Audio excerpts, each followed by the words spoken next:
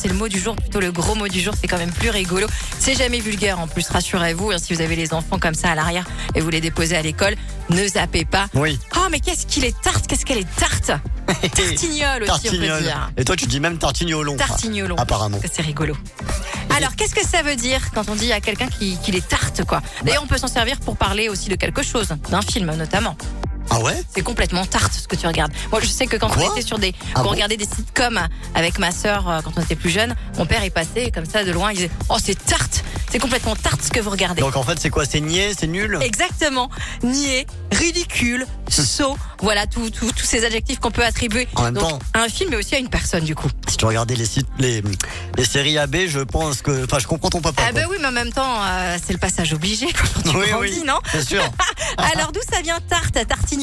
Emmanuel, ça vient de la tarte à la crème, figurez-vous. Ah ouais? Oui, la fameuse tarte à la crème, c'est vrai que nous on la connaît quand on la balance dans le visage à quelqu'un. Oui, tellement que ça a créé un verbe d'ailleurs, hein, entarter. C'est ça. En tout cas, la tarte à la crème, c'est une formule qu'on utilisait dès 1876 pour parler de quelque chose qui n'avait aucune originalité. Voilà, D'accord. très banal, voilà. Et qui viendrait elle-même d'un jeu. Alors, un jeu qui s'appelle le jeu du corbillon. Alors, Ah. évidemment, c'est complètement passé de mode. Aujourd'hui, personne ne le connaît. D'accord. Mais c'est un jeu à l'époque où il fallait répondre à une question en citant le plus grand nombre d'objets qui se terminent par le son on pour Ouais. pouvoir rimer avec corbillon.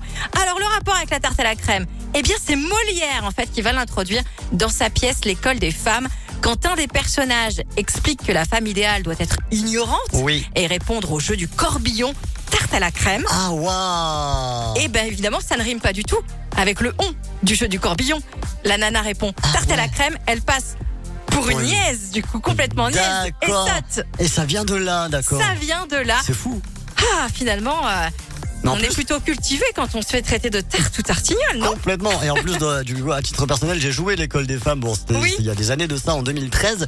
Et du coup, je me souviens de cette réplique. Bah, tu vois, je suis complètement étonné que ça vienne de là. Vous savez tout maintenant.